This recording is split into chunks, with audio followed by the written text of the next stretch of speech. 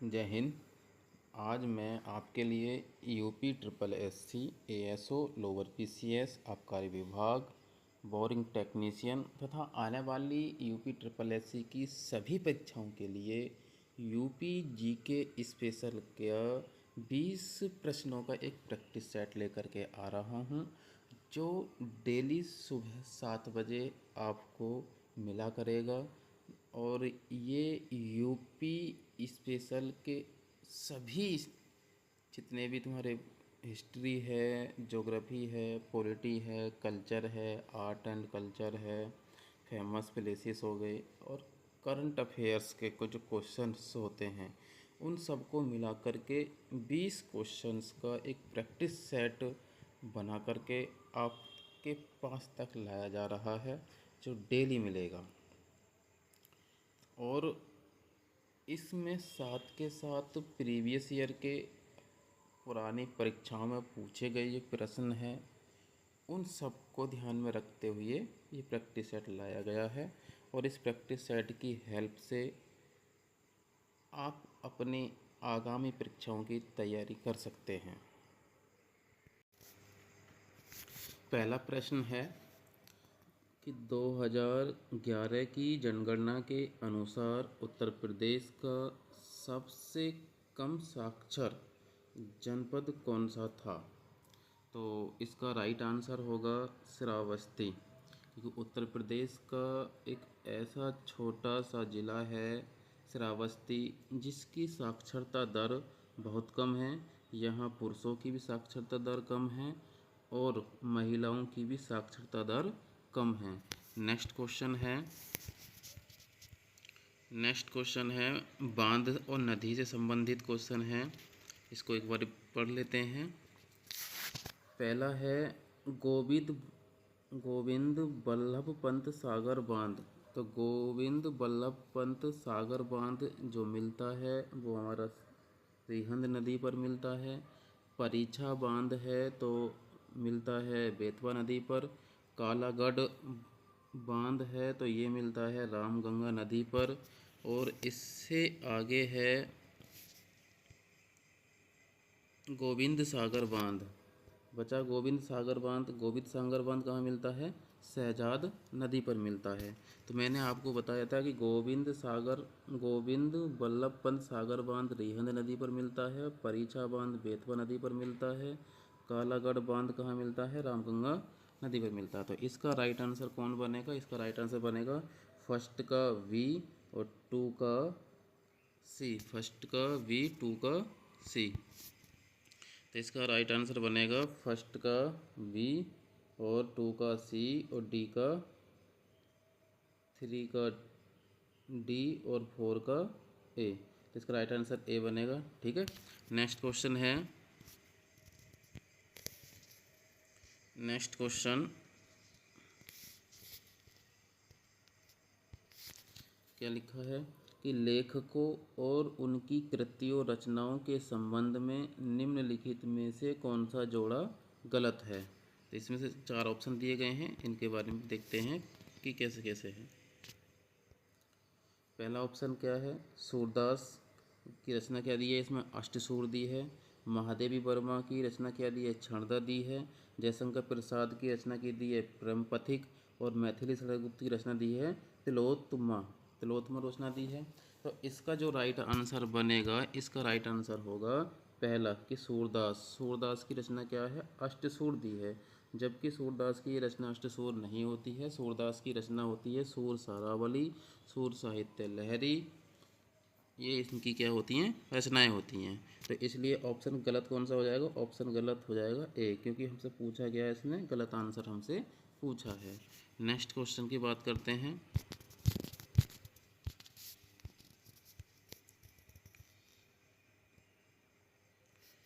Next question में दिया हुआ है कि भारत खंडे संगीत संस्थान विश्वविद्यालय उत्तर प्रदेश में कहाँ स्थित है। तो भारत खंडीय संगीत संस्थान विश्वविद्यालय है वो उत्तर प्रदेश के किस स्थान पर या कहाँ स्थित है। तो पहला ऑप्शन है लखनऊ, कानपुर, नोएडा या बाराबंकी। तो इसका राइट आंसर होगा ए, लखनऊ। तो भारत खंडीय संगीत संस्थान विश्वविद्यालय उत्तर प्रदेश में लखनऊ में स्थित है। कहाँ स्थित है? लखनऊ में स्थित है। अब बात करते हैं इससे आगे क्वेश्चन की। तो क्या लिखा हुआ है? मुगल साम्राज्य के पतन के बाद 1803 में अंग्रेज़ों द्वारा आगरा शहर पर कब्जा करने से पहले किस सत्ता का नियंत्रण था? तो मैं आपको बता दूं कि यहाँ जो मुगल साम्राज्य के पतन हुआ था 1803 में, तब अंग्रेज़ों के द्वारा, तो आगरा शहर पर कब्जा करने से पहले यहाँ पर मराठाओं का कब्जा था। किसका कब्जा था? मराठाओं का कब्जा था। बात करते हैं नेक्स्ट क्वेश्चन की। तो नेक्स्ट क्वेश्चन में क्या आएगा कि उत्तर प्रदेश सरकार की कौन सी पहल प्रदूषण को कम करने के लिए पेड़ लगाने पर केंद्रित है? उत्तर प्रदेश की ऐसी कौन सी पहल है जो प्रदूषण को कम करने के लिए पेड़ लगाने पर केंद्रित है? तो इसका जो राइट आंसर होगा, राइट आंसर इसका डी होगा, ग्रीन यूपी और clean UP. Green UP, clean UP, इसका राइट आंसर होगा ऑप्शन डी। अब बात करते हैं आगे क्वेश्चन की। तो क्या लिखा हुआ है कि कौशाम्बी किसका हिस्सा है? कौशाम्बी किसका हिस्सा है? किस डिवीज़न के अंतर्गत आता है? तो क्या ये मेरठ डिवीज़न के अंतर्गत आता है, लखनऊ डिवीज़न के अंतर्गत आता है, प्रयागराज के या मिर्ज़ापुर के? तो इसका जो राइट आंसर होगा वो ऑप्शन नंबर सी होगा, प्रयागराज डिवीज़न के अंतर्गत कौशाम्बी आता है। ठीक है। और बात करते हैं इससे आगे की। इससे आगे क्या लिखा हुआ है? मुल्ला दाऊद, जो चंदायन रचना है ये मुल्ला दाऊद की रचना है और एक महत्वपूर्ण अवधी सूफी संत कवि द्वारा कृत है और किन प्रसिद्ध प्रेमियों की कहानी बताती है? मतलब कि चंदायन मुल्ला दाऊद की रचना थी, इसमें किसकी कहानी को वर्णित किया गया है? तो मैं आपको बता दूं कि इसका ऑप्शन ए है लोरिक चंदा, ऑप्शन बी है हीरा रांझा, और ऑप्शन सी है नल दमयंती, और ऑप्शन डी है लैला मजनू।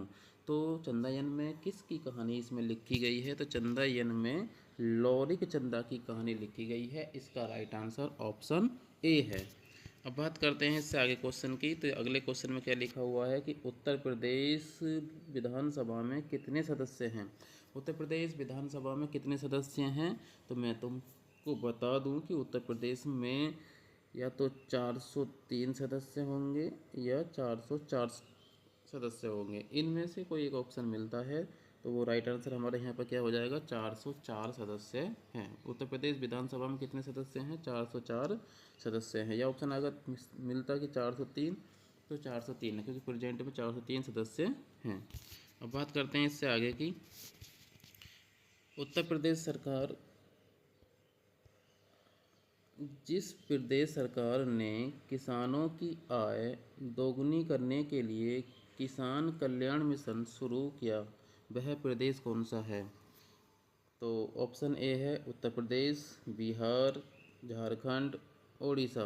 तो इसका जो राइट आंसर बनेगा वो क्या बनेगा? इसका राइट आंसर होगा ऑप्शन ए, उत्तर प्रदेश सरकार, क्योंकि उत्तर प्रदेश सरकार ने ही किसानों की आय को दोगुना करने के लिए किसान कल्याण मिशन शुरू किया है। ठीक है। अब बात करते हैं इससे आगे। तो महर्षि वाल्मीकि अंतर्राष्ट्रीय हवाई अड्डा, महर्षि वाल्मीकि अंतर्राष्ट्रीय हवाई अड्डा कहाँ है?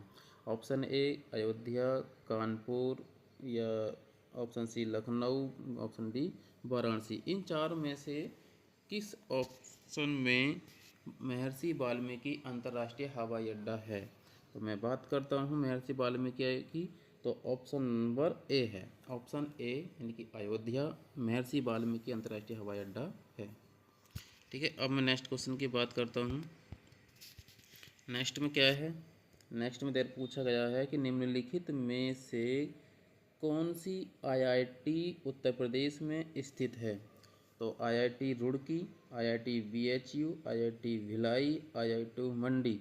तो मैं आपको बता दूं कि बीएचयू यानी कि बनारस में जो आईआईटी बनी हुई है वही हमारी उत्तर प्रदेश में है। तो इसका जो राइट आंसर है वो बी बनेगा, बीएचयू की आईआईटी है। ठीक है। अब बात करते हैं इससे अगले क्वेश्चन की। तो इसमें क्या लिखा हुआ है कि निम्नलिखित में से कौन उत्तर प्रदेश की अनुसूचित जनजाति नहीं है। तो उत्तर प्रदेश की गोंड जनजाति भी है, थारू जनजाति भी है और भील जनजाति भी उत्तर प्रदेश में निवास करती है। लेकिन इसका जो राइट आंसर होगा, इसका राइट आंसर बनेगा ऑप्शन बी, थंगखुल। तंगखुल, जो तंगखुल है ये उत्तर प्रदेश में निवास नहीं करती है। तो इसका जो अगला नेक्स्ट क्वेश्चन होगा वो होगा, फतेहपुर सीकरी को पहले फतहाबाद के नाम से जाना जाता था। यह फतेह शब्द का अर्थ जीत है और यह शब्द निम्नलिखित में से किस भाषा से लिया गया है। तो ये फतेहाबाद का शब्द है और इसमें जो फतेह शब्द का अर्थ जीत बताता है, तो ये किस भाषा से लिया गया है।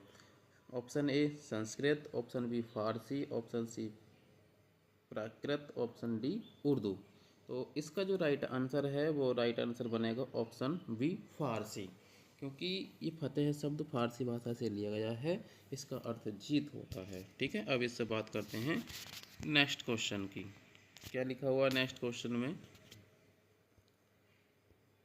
आधुनिक उपयोग के लिए टेबल वेयर जैसी उच्च चमक वाली विशेषीकृत चमकदार वस्तुएं उत्तर प्रदेश के निम्नलिखित में से किस क्षेत्र में उत्पादित की जाती हैं। तो क्या मिर्ज़ापुर लखनऊ में की जाती हैं, सहारनपुर और मुरादाबाद में, चिन्हट या मौसेलिया, मुरादाबाद और मिर्ज़ापुर।